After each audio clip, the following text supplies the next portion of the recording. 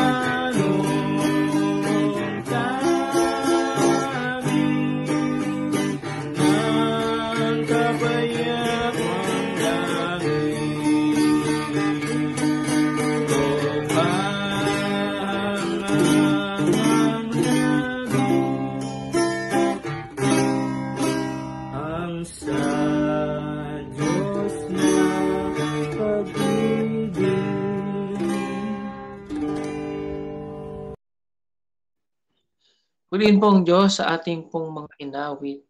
At ngayon po ay tayo po ay manalangin at tingin po natin kay Brother Chris na pangunahan po tayo sa opening prayer po.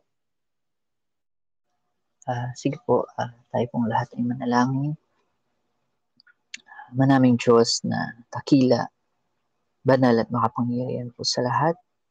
Ama, patuloy ka po namin pinupuri at pinapasalamatan sa mabiyayang gabi po na pinagkaloob po sa bawat isa sa amin. Salamat po Ama sa maghapon po na patuloy niyo pong patuloy na pag-iingat sa bawat isa po sa amin, lalo tigit sa aming mga kapatiran po.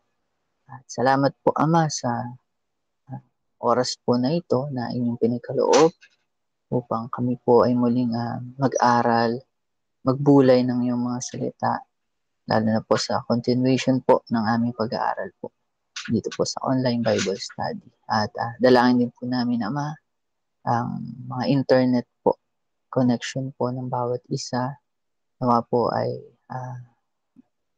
lumakas at walang maging abala sa connection para sa pag-aaral po namin Ama. At gayon din po Ama ang yung anak na gagamitin, dalangin po namin na pagkalooban niyo po siya ng karunungan na nagmumula sa inyo at gayon din po sa patnubay po ng Banal na Espiritu upang sa ganun ay mahihag po niya ng maayos, maliwanag ayon sa iyong kalooban. Gayon din po Ama, dinadalangin din po namin ang aming mga puso't isipan, nawa po ay handa mo rin po upang maintindihan po namin at maisabuhay po namin ang iyong mga salita. At muli Ama, sa inyo po namin pinagkakatiwala ang oras na ito at binabalik po namin sa inyo ang lahat ng papuri at pasasalamat. Ito po ay aming hiling at dalangin sa matamis at dakilang pangalan lamang po ng iyong bugtong na anak na Jesus. Amen. Maraming salamat Brother Chris sa panalangin. Marahil po tayo po ay makakapakinig po ng isang short devotion. Pangungunahan po tayo ni Brother John para po sa isang devotional po.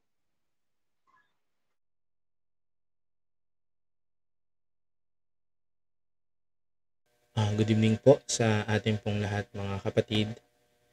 At katulad po ng nabanggit po ni Brother Anthony ay pansamantala po skip po natin yung ating pong series lesson po.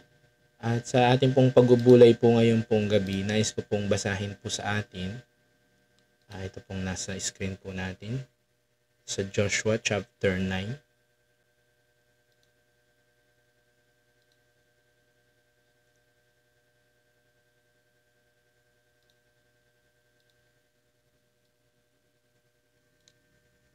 babasahin ko po yung pong verses 3 hanggang sa mga sumusunod po.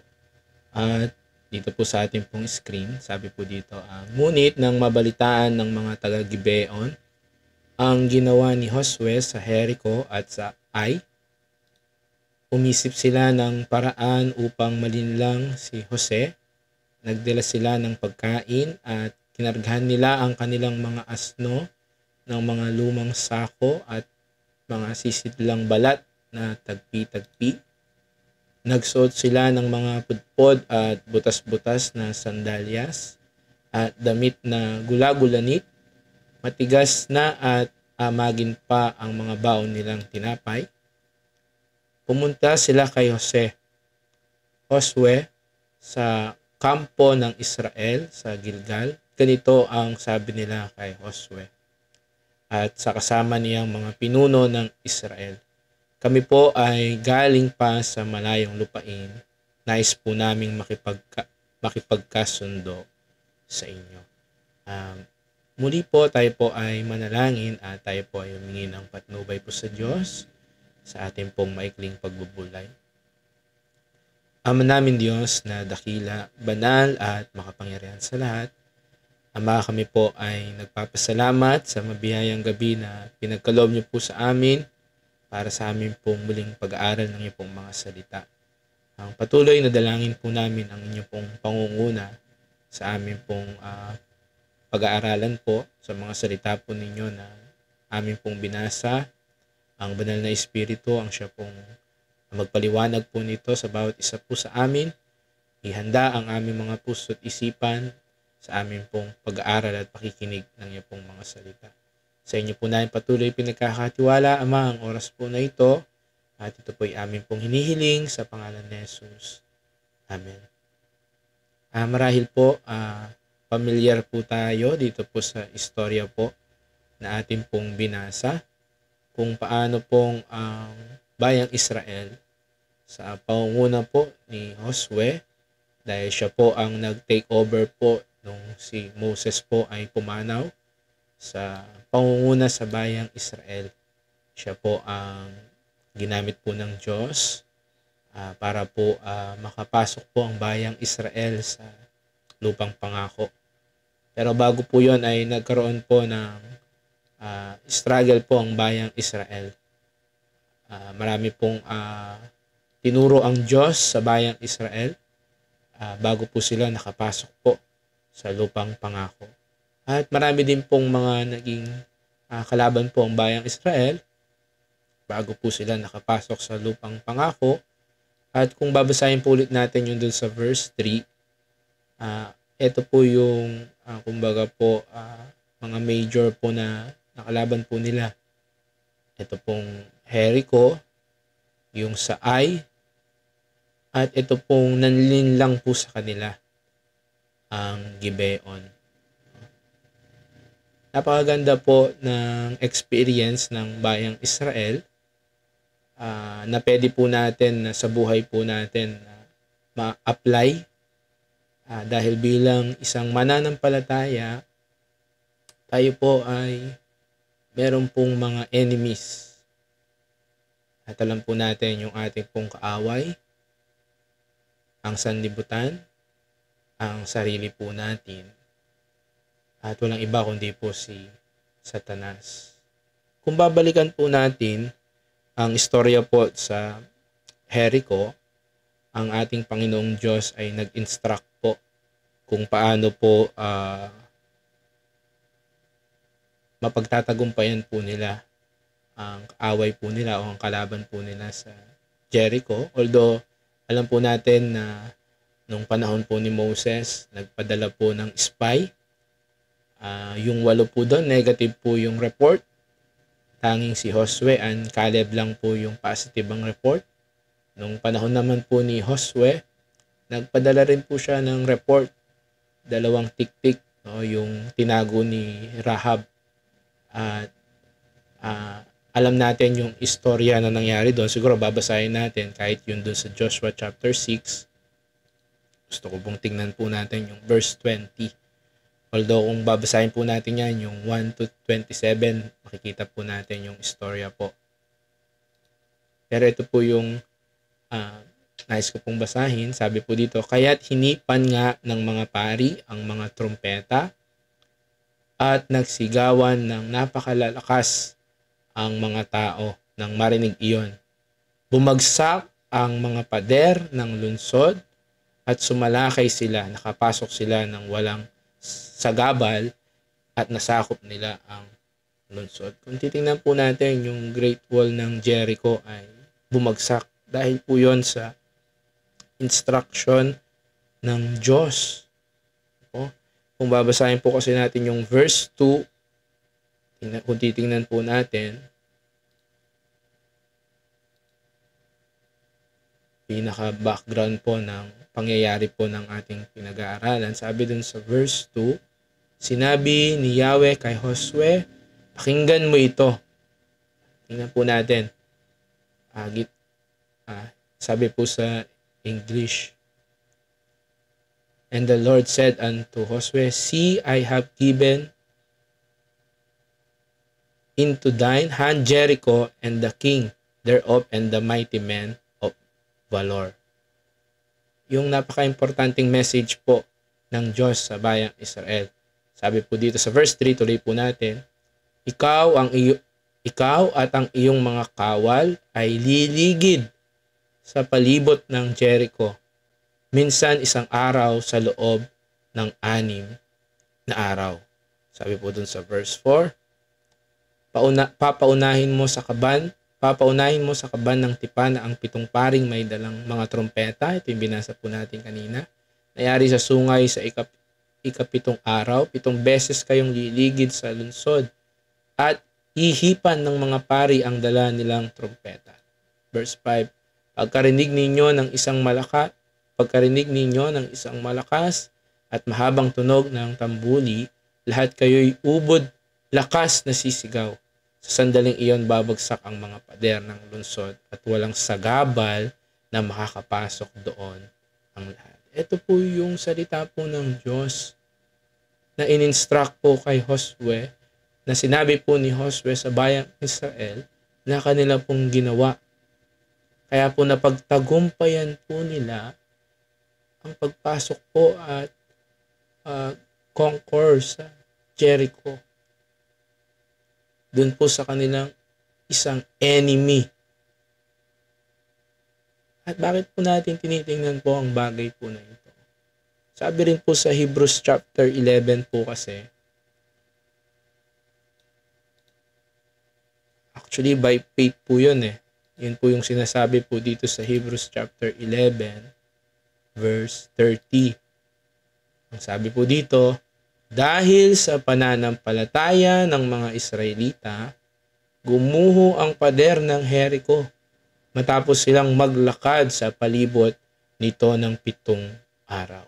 Yung maaring yung enemy po nila, kahit nakikita po nila yung ginagawa po ng bayang Israel, hindi po threat sa kanila yon. Ay sila ay merong pagkakatiwala dun sa pader nila na promoprotekta po sa kanila. Kaya napakaganda nga nung faith din ni Rahab eh. Kasi yung faith ni Rahab nasa Panginoon. No? Dahil nabalitaan niya yung ginawa ng Panginoon sa mga Israelita. At napakaganda dito po sa binasa po natin. By faith, the wall of Jericho fell down after they were compassed about 7 days. Napaka-importante nung kanila pong pakikinig dun sa pagsunod sa salita po ng Diyos. Yung pagtitiwala, yung pananampalataya po nila dun sa sinabi ng Diyos sa kanila. Kasi kung titingnan po natin, kung humanly, parang napaka-imposible yon na magmamarcha ka, magigiba yung wall ng Jericho. Fell down, sabi po. Walang sagabal. No?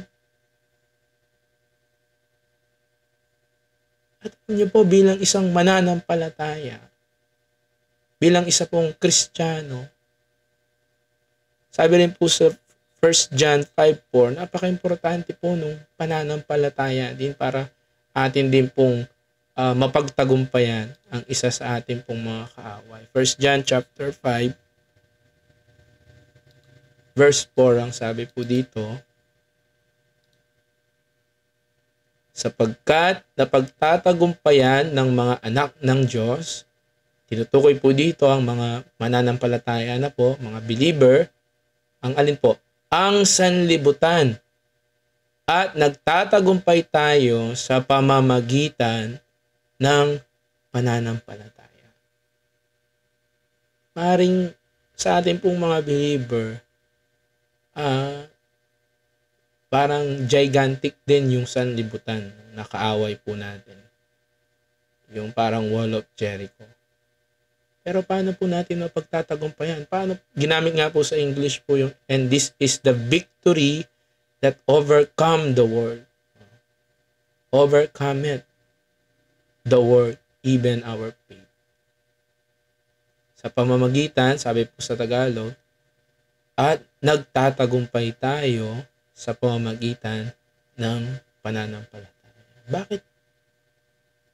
Bakit kailangan po nating pagtagumpayan ng sanlibutan? Una, yung word na sanlibutan po dito, iba po dun sa tinutukoy po sa John chapter 3 verse 16. Kasi ang sabi po doon, for God so loved the world, gayon na lamang ang pag-ibig ng Diyos sa sanlibutan. Ang tinutukoy po na sanlibutan po doon, walang iba po kundi ang mga tao. Tayo pong mga nakasala. Ang sanlibutan naman po na tinutukoy po dito sa verse 4 ng chapter 5 ng unang 1 ay ang sistema ng sanlibutan. Iyan yung sinasabi din po dun sa 1 John chapter 2 verse 15. 1 John chapter 2 verse 15. Sabi po dito, huwag ninyong ibigin ang sanlibutan. No? Kaya kung titingnan natin, hindi po sila contradict. Doon sa John 3:16, gayon na lamang ang pag-ibig ng Diyos sa sanlibutan. Ang tinutukoy po doon, ang mga tao. Dito naman po sa binabasa po natin ngayon, yung pong sistema ng sanlibutan po ang tinutukoy. Kaya ang sabi po, o ang mga bagay na nasa sanlibutan. Ang umiibig sa sanlibutan ay hindi umiibig sa Ama. Verse 16, ang lahat ng nasa sanlibutan, ang pagnanasa ng laman, ang pagnanasa ng mga mata, at ang pagmamalaki sa buhay na ito ay hindi nagmumula sa Ama, kundi sanlibutan. Mawawala ang sanlibutan at ang lahat ng mga bagay na pinagnanasaan ng mga tao. Ngunit ang mga sumusunod sa kalooban ng Diyos ay mabubuhay magpakailanman. Do not love the world. As a believer, kung ang bayang Israel, naging major enemy po nila, ang Jericho, napagtagumpayan po nila by faith. Tayo din po, sabi po dun sa ating pong binasa kanina, tayo po'y magtatagumpay din sa sanlibutan by faith. Ano po yun? Ano po ba yung ginawa po ng bayang Israel? Pinakinggan po nila ang instruction ng Diyos. Sinunod po nila ang salita po ng Diyos. Ibig kong sabihin, yung ating pong affection, kasi sinabi po, ibigin or love, huwag nating ilagay po sa sanlibutan, kundi ilagay po natin sa salita po ng Diyos. Ibigay po natin ang affection po natin kay Kristo, sa Diyos, sa Kanya pong salita. At i-detach po natin yung ating pong affection sa sanlibutan po na ito. Why? Kasi po ang sanlibutan po na ito, ang may-ari po nito, hindi po ang Diyos. Ang Diyos, siya po ang lumalang po sa atin. Siya po ang gumawa ng lahat po ng bagay. Pero yung kanyang creation ay nakorrupt dahil po sa kasalanan. Pagamat sa tao po niya pinagkatiwala ang mundo, ang creation po niya, ang tao po ay nagkasala, naging alipin ng kasalanan. At ang nag-take over, walang iba kundi si Satanas. Kaya nga po dun sa Matthew chapter 4, nung tinukso po niya ang ating pong Panginoong Yesus, di po ba? Doon sa verse 8, ang sabi po doon, kahit ito na lang pong verse 8 po, although marami po siyang tinukso sa ating Panginoong Yesus, sabi niya doon sa verse 8, pagkatapos, dinala siya ng dyablo sa isang napakataas na bundok at pinakita sa kanya ang lahat ng kaharian sa daigdig, ang karangyaan ng mga ito. Verse 9, sinabi ng dyablo sa kanya, ibibigay ko sa iyo ang lahat. Tingnan po natin kung sinong may ownership ng lahat po dito sa daigdig. Ang karangyaan, ang kaharian dito po sa daigdig po na ito. Ang nagsasalita po, ang dyablo, sabi po niya, ibibigay ko sa inyo ang lahat ng ito. Kung magpapatira pa ka at sasamba sa akin. May-ari nitong sanlibutan po na ito ay walang iba po, kundi po si Satanas. Kaya kung iniibig po natin ito pong sanlibutan po na ito na ang may ownership ay walang iba kundi si Satan. Sabi nga ay tayo ay wala sa Ama, wala sa Diyos. Kaya maaaring tayo pong mga mananampalataya, minsan yan po yung nagiging attraction po natin. Hindi ibig sabihin na magbubundok po tayo, magtatago tayo. Hindi po yun. No? Tayo din po ay kinomission ng Panginoon sa sanlibutan para i-preach yung gospel. Pero iba po yung desire sa mga bagay na sa sanlibutan, yung mga bagay na alam po natin yun, na umaagaw po sa atensyon po natin sa Diyos. Kaya dapat i-check po natin ang ating pong mga heart, no? Kasi matter po yun ng affection. Yung pag-ibig natin sa sanlibutan. Hindi mo pagtatagumpayan yun kung ikaw ay sabihin natin na una, hindi ka mananampalataya. Kasi sabi po doon, ang mga anak ng Diyos ay napagtatagumpayan nila ang sanlibutan sa pamamagitan ng pananampalataya. Pangalawa, hindi natin pagtatagumpayan kung hindi tayo mananangan sa salita ng Diyos. At nakita natin, ang sanlibutan na ito, ang nagmamay-ari, walang iba kundi ang ating pong kaaway, si Satanas. Kaya nga po, ang ating Panginoong Yesus, sabi doon sa John chapter 3, verse 19,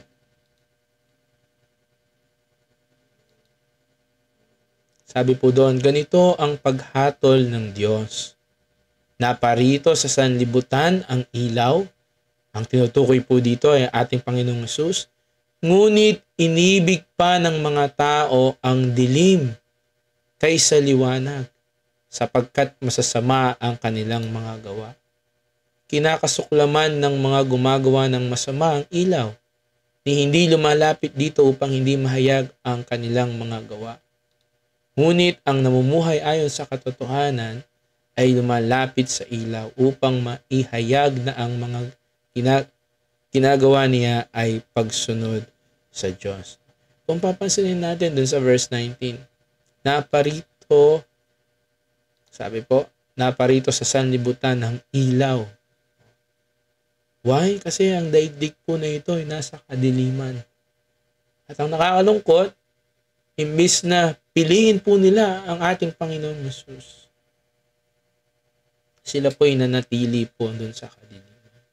Kahit po sa panahon po natin, di po tayo nagtataka. Yung iba, kine-question nila kung merong Diyos, bakit merong kaguluhan sa mundo? Bakit ang daming pangit na nangyayari sa mundo? Hindi po yan ang gawa ng Diyos. Ang gawa ng Diyos ay maganda. Ang plano ng Diyos sa tao ay maganda. Ingatan niya, alagaan po niya. Pero lahat po yun ay nakurap dahil po sa kasalanan at dahil sa nag-take over ng sanlibutan na ito. Kaya ang Diyos, isinugo niya yung ilaw dito po sa kadiliman po na ito. At nais niya po tayong alisin po dito. Iligtas po sa kasalanan po natin. At darating ang panahon, katulad nga nung napag-aaralan po natin sa Thessalonica, yung pong pagdating po ng rapture, kukunin po tayo ng Panginoon dahil pagpasama na ng pasama ang mundo po na ito. Pangalawa po, babalikan din po natin yun dun po sa experience po na bayang Israel. After po noon ay nakalaban po nila yung Ai. Bagamat po mas maliit po ito na kumbaga po in numbers, mas madali po nilang iniisip po nila na matatalo, pero hindi po nangyari po yung pong bagay po na yon. Doon naman po sa Joshua chapter 7 verse 1,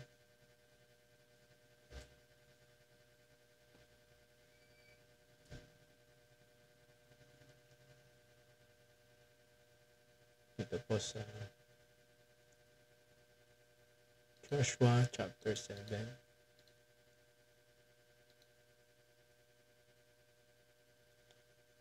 Ito po yung naging reason bakit hindi po nila matalo. Ngunit nilabag ng Israel ang utos ni Yahweh na huwag kukuha sa Jericho ng mga bagay na ipinawawasak ni Yahweh bilang handog sa kanya. Si Akan na anak ni Carmi, apo ni Zabdi at apo sa tuhod ni Zera mula sa lipi ni Huda ay kumuha ng ilang bagay na ipinagbabawal kunin, kaya't nagalit sa kanila si Yahweh. After po kasi nila na ma-conquer yung Jericho, binawalan po sila ng Diyos. Huwag silang kukuha sa sarili nila ng mga bagay po na nandun sa Jericho. At to tell the story short po, si Achan, ang ginawa po niya ay kumuha siya ng ginto, kumuha siya ng mga mahalagang gamit, bagay, tinago po niya sa kanya pong higaan. At yung pong kasalanan po ni Achan na na-expose, ay yun din po yung reason bakit sila po ay hindi natatagumpay. Kalawang kaaway din po natin, yung sarili po natin. Yung ating pong sarili, minsan, sabi nga ni Apostol Pablo, yung gusto niyang gawin, di niya magawa. Yung ayaw niyang gawin ay nagagawa. Sa Galatia, yung pong new nature, yung old nature, minsan, akala po natin, kung tulad nung maliit lang siya na enemy. Minsan, ina-underestimate din natin yung sarili natin. Pero no. Minsan, yung kasalanan pa nga natin, katulad sa Israel, naapektuhan yung buong Israel. Sa panahon po natin, yung church, naapektuhan din. Kaya ang sabi po sa Galatia chapter 5 verse 16,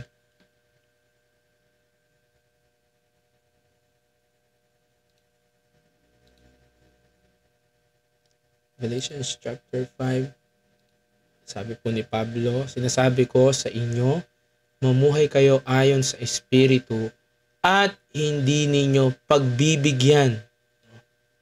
Madalas po pinagbibigyan po natin yung ating pong mga sarili. Kaya minsan nauuso po yung term na deserve ko naman to. Yung pong pinagbibigyan natin yung sarili natin. Na minsan, yung gusto po noon ay yung pong sanlibutan. Kaya po yun po yung kinuha po ni Achan eh. Yun nandun sa Jericho.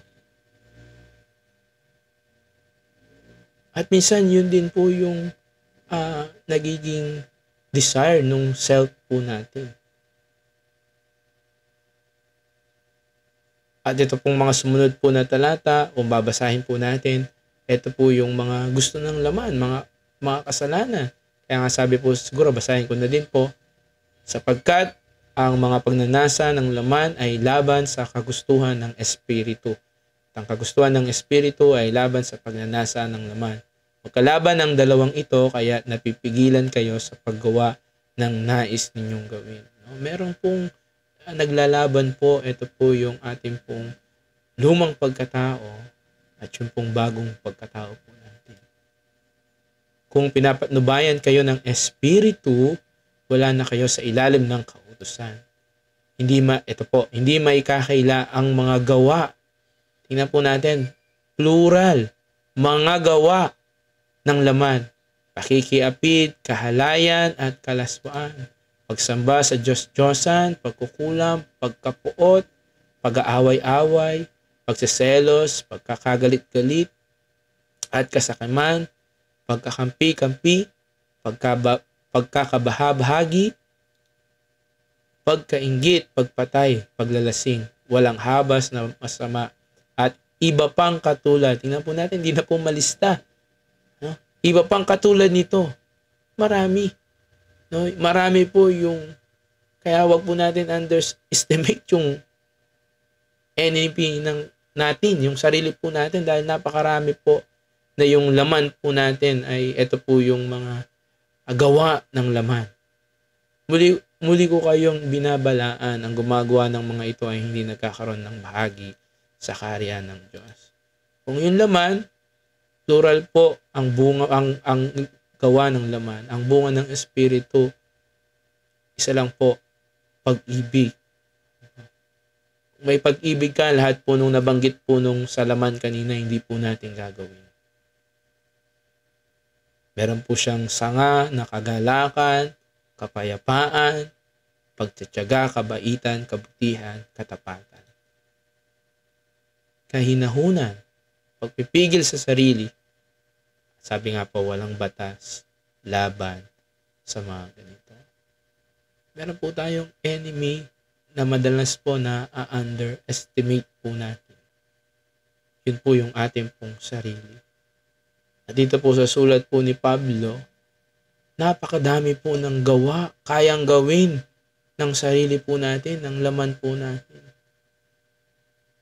Kaya napaka-importante na tayo po ay magpasakop po.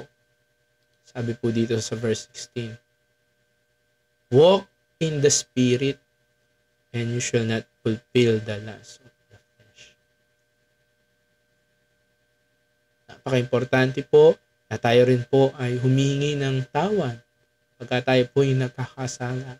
Pag napagbigyan po natin yung laman po natin. Yun yung sinasabi po sa 1 John chapter 1 verse 9. Napaka-importante rin po na tayo po ay meron pong fellowship, meron pong prayer time, meron pong reading time. Kasi yun po yung, kumbaga po yung bigyan po natin yung pagbigyan po natin yung desire ng bagong pagkatao po natin. Yan po yung nais po niya. At kung minsan nga po madalas, sabi ko nga po na na-underestimate po natin yung ating pong mga sarili.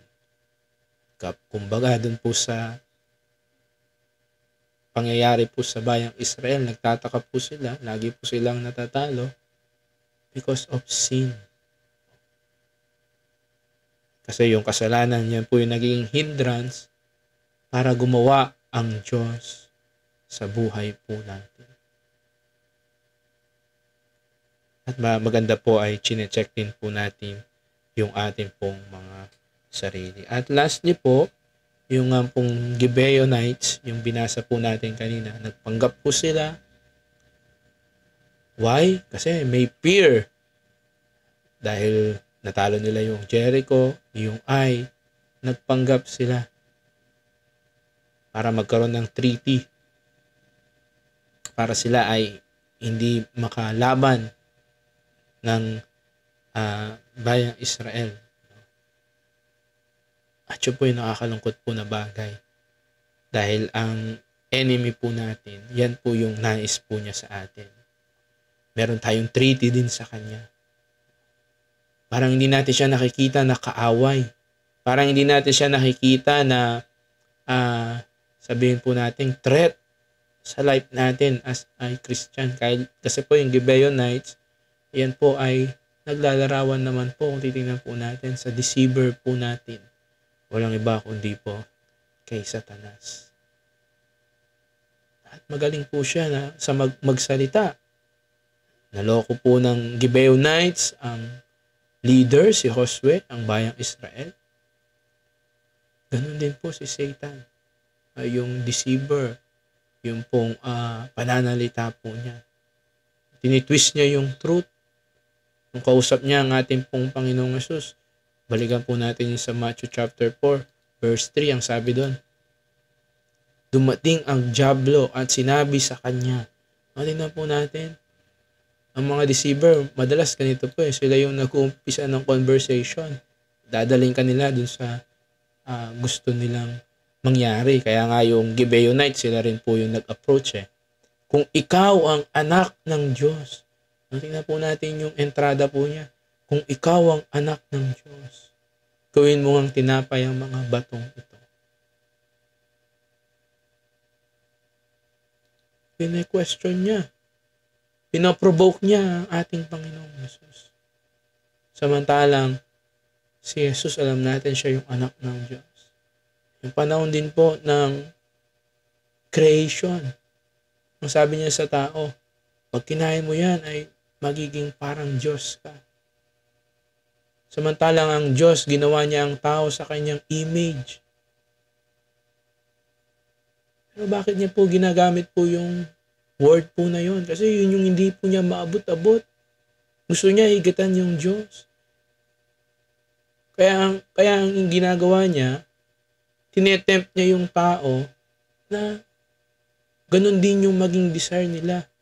Ganun din na maging Diyos sila. Pero ang deceiving part po doon, mali. Ginagawa niya yung tao na katulad niya. Hindi katulad ng Diyos. Katulad niya. May pride. Kasi kung ang Diyos lang, gusto niya po yun. Maging Christ-likeness po tayo. Pero iba yung pagnanasa po ni Satanas. Dinidisip po niya ang tao. Kaya nga sabi rin po, di po ba dun sa 2 Corinthians chapter 11 verse 14. Hindi ito katakataka sapagkat si Satanas man ay nagkukunwaring anghel ng liwanag. Yung pong pagpapanggap, sabi sa English, transform. In order para ikaw ay kanya pong madaya. 2 Corinthians 4:4. Hindi sila sumasampalataya sapagkat ang kanilang isip ay binulag ng Diyos ng kasamaan sa daigdig na ito upang hindi nila makita ang liwanag ng magandang balita tungkol sa kalwalatian ni Kristo na siyang larawan ng Diyos. Ano po yung ginagawa po niya sa panahon po natin? Ang dami pong religion. Hindi po niya pinapa-stop yung mga bagay po na yon. Kasi yun ay pamamaraan niya para ma-deceive ang tao. Pero isa po yung hinahadlangan po niya, ano po yun? Binubulag po nila yung isip, binubulag niya yung isip para hindi sumilang ang sabi po dito, magandang balita. At alam po natin kung ano po yung magandang balita. Ito po ang kamatayan, pagkalibing, muling pagkabuhay ng ating Panginoong Jesus. Yun po yung magliligtas po sa atin. Doon po manggagaling yung ating pong kaligtasan. Hindi po siya magmumula sa atin. Ito po'y binigay po ng Diyos sa atin. Pero si Satanas, patuloy po siyang nagdideceive sa mga hindi sumasampalataya. Inaalis po niya yung magandang balita. Kaya ano ang alam po ng tao? Ang alam po niya ay gagawa siya ng mabuti para po siya ay maliligtas. Kaya kaibigan, kung yun yung alam mo, isa ka sa nadayan ni Satanas. Minsan ang alam niya, yung pagsama sa relihiyon. Kaya hinahanap niya kung ano yung totoong relihiyon. Kung yun din yung nasa isip natin, isa ka din sa nadayan ni Satanas. Pero salamat sa ating naging maliwanag ang magandang balita, isa tayo dun sa blind, pero now we can see. Sabi nga nung dun sa kantang Amazing Grace. At dun sa title po, napakaganda. Yun po'y totoong Amazing Grace. Biyaya lang po ang ating pong kaligtasan.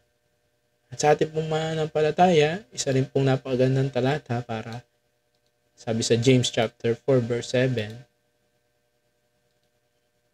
kaya nga, pasakop kayo sa Diyos, labanan ninyo ang dyablo at lalayuan niya kayo. Sabi po sa English, submit yourself therefore to God. Napaka-importante na tayo ay magpasakop sa Diyos.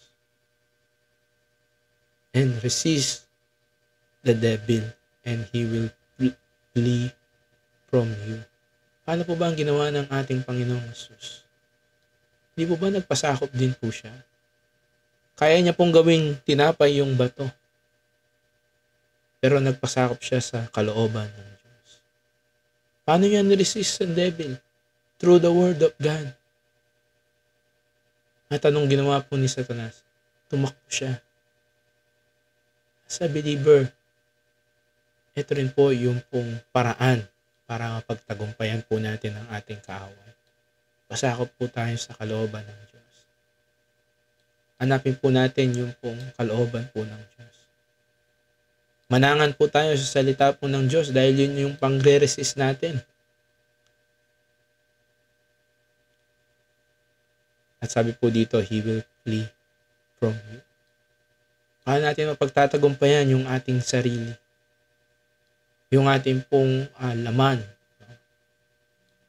Mamuhay tayo ayon sa new life po natin.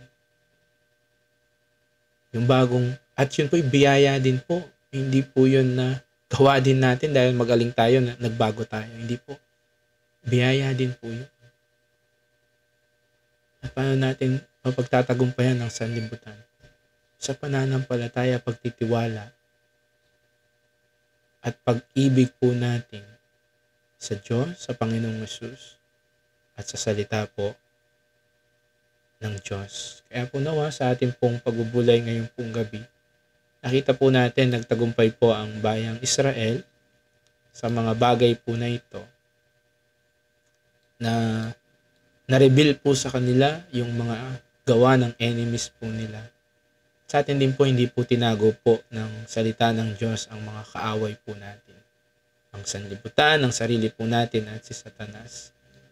At nawa ang bawat isa po sa atin ay magtagumpay po sa mga bagay po na ito.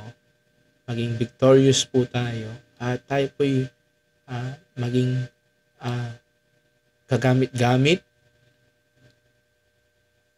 lalong-lalo na po sa gawain po ng Panginoon.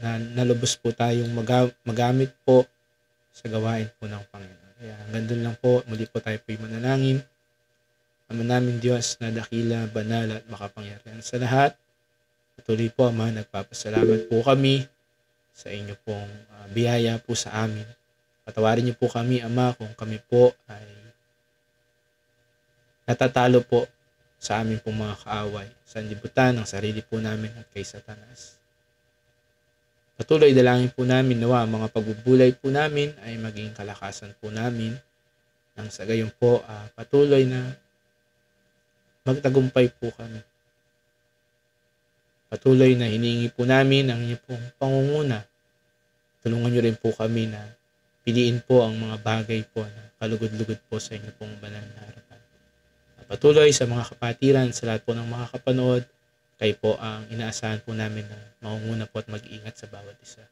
At ito pong lahat ay amin pong nadalangin at inihiling sa tanging pangalan na po nitong bugtong na anak si Kristo Jesus. Amen. Thank you po. God bless po.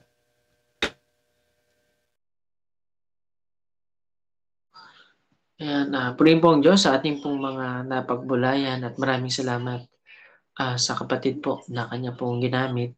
Bagamat ito po ay isang devotional, marahil po kung meron po tayong katanungan po, ay maari po tayong makapagtanong o may karagdagan po.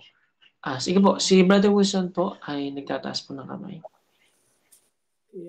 Magandang gabi po mga kapatid.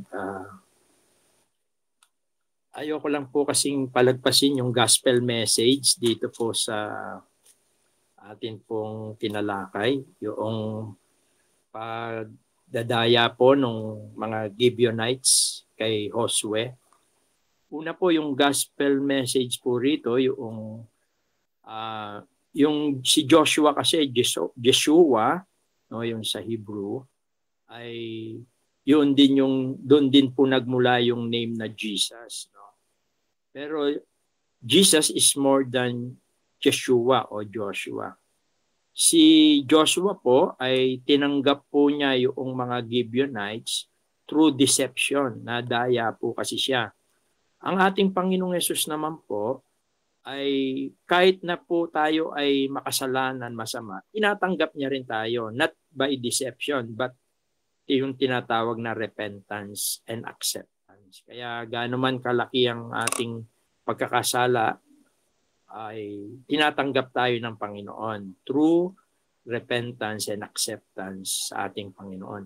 Kasi meron din yung grace, no, yung biyaya, makikita rin natin yung biyaya rito sa istorya na to. Although sapat na po yung mga tinuro ni Brother Jan, ayoko lang palagpasin yung gospel message dito.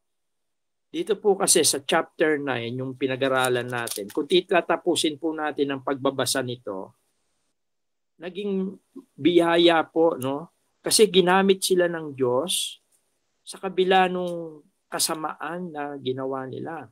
Mababasa natin yan simula 22 hanggang 26. Kinonfront sila ni Josue dito sa 22, yung kanilang pandaraya.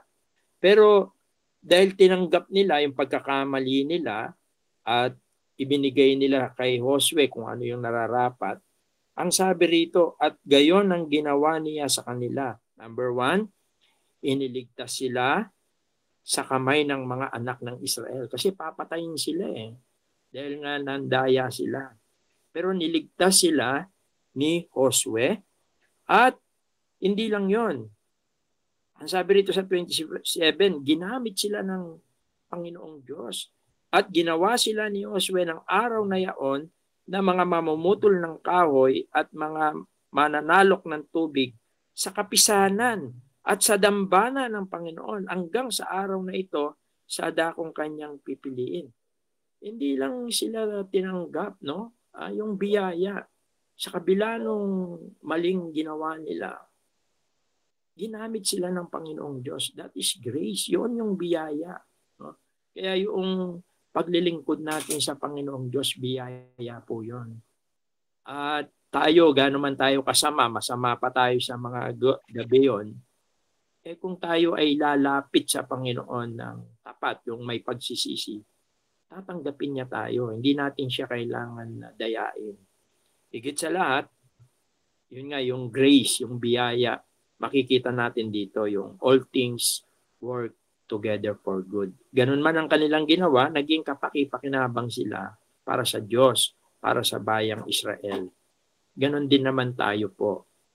Kung i-relate natin sa ating mga buhay, sa oras na tayo po ay lumapit sa Panginoon at humingi ng tawad at nanampalataya sa Kanya, pinapatawad niya tayo, tinatanggap niya tayo, tinuturing niya tayong anak. At hindi lang yon, tayo ay Kanyang minsan ay ginagamit. Yun ang isang napakagandang bagay na nakita natin dito na sila ay ginamit ng Panginoong Diyos. At yung kanilang pagkakamali ay pinatawad ng Diyos at yung kanilang pagkakamali na yon ginamit naman ng Diyos para sa Kanyang kabutihan para sa ikalulugod niya. Kaya napakaganda. Actually, gospel message itong Joshua chapter 9. Bilang karagdagan lang dito sa napakagandang pag-aaral natin na binigay ni Brother Jan. Yun lang po. God bless po sa bawat isa.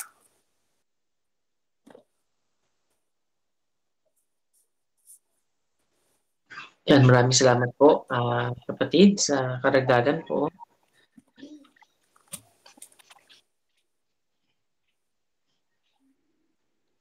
Okay, sige po. Kagaya po ng nasabi po natin kanina, kung meron po tayong katanungan po, ay maaari po tayong makapagtanong.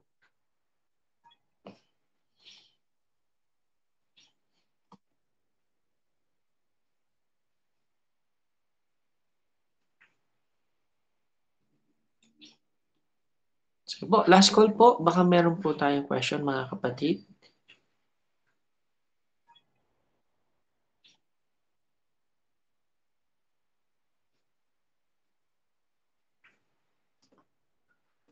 Okay, sige po. Marahil yung pong ating pong silence, ibig sabihin po ay naging malinaw po ang ating pong pag-aaral.